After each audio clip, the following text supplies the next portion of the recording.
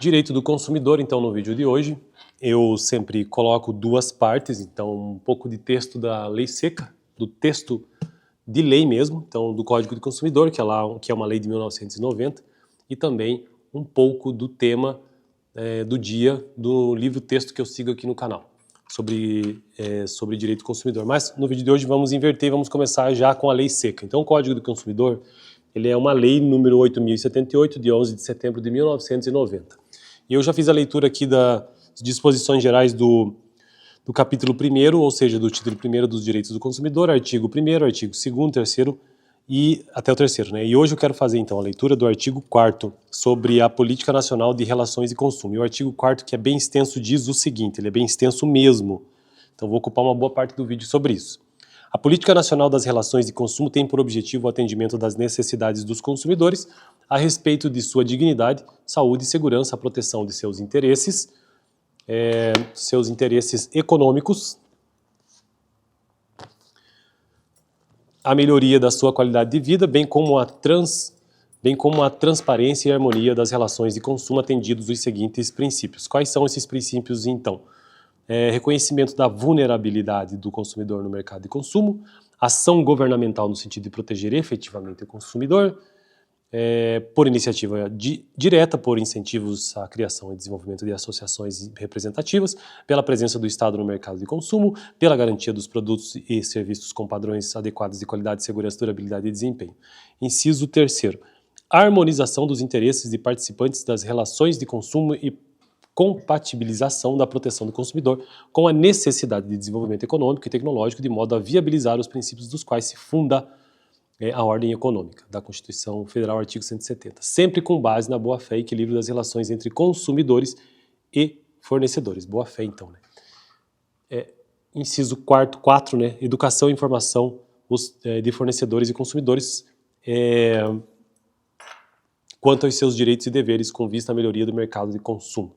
Inciso 5, incentiva a criação pelos fornecedores de meios eficientes de controle de qualidade e segurança de produtos e serviços, assim como de mecanismos alternativos de solução de conflitos de consumo.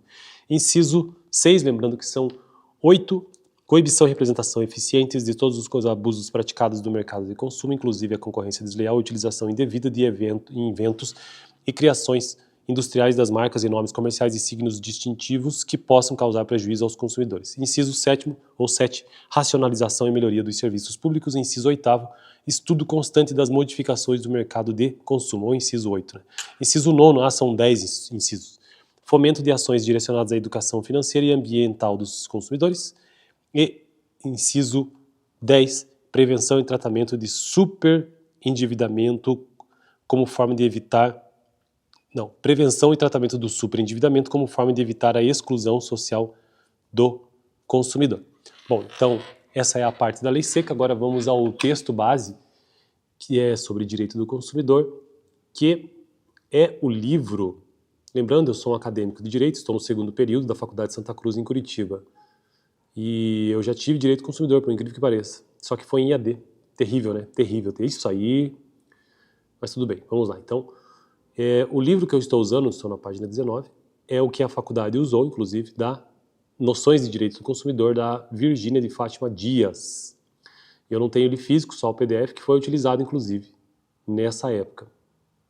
E aí hoje, então, eu preciso tratar sobre princípios norteadores das relações de consumo, e eu vou logo para o primeiro princípio, só que ele é muito extenso, gravarei parte 1, parte 2 e parte 3. Vou ficar apenas com o 1º, 2º e 3º parágrafo, que diz o seguinte: princípio do protecionismo do consumidor.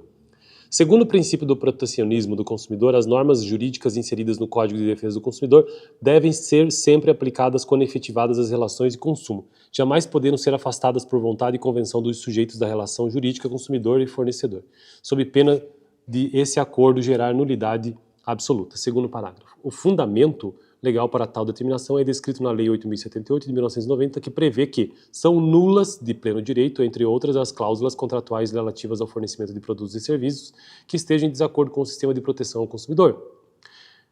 Terceiro parágrafo. Portanto, se ocorrer de um fornecedor em contrato escrito ou verbal exigir que o consumidor concorde em não exercer qualquer direito previsto no CDC, essa cláusula será considerada desde sua origem sem invalidade alguma. Um exemplo dessa situação ocorre quando o fornecedor solicita que o consumidor assine um contrato no qual consta cláusula em que o último renuncia à garantia de um veículo comprado porque o automóvel é usado. Seja na aquisição de um carro novo ou de um usado, o consumidor tem garantia total de 90 dias, assegurada pela Lei 8.078 de 1990. E qualquer convenção em contrário a essa determinação legal é nula. Aquele famoso caixa e câmbio só, né? Outro aspecto relevante do princípio do protecionismo do consumidor tem relação com a atuação do Ministério Público. É notório que o papel desempenhado por essa instituição pública é o de fiscal da lei. Ainda, segundo previsão constitucional, é função do Ministério Público, entre outras, promover a ação civil pública para a proteção de interesses ou direitos difusos e coletivos, que é o caso dos interesses dos consumidores, em situações que envolvem tanto seus danos materiais como danos morais. Bom, então eu fico por aqui e no próximo vídeo, a partir deste ponto ainda sobre o princípio número 1, princípio do protecionismo ao consumidor.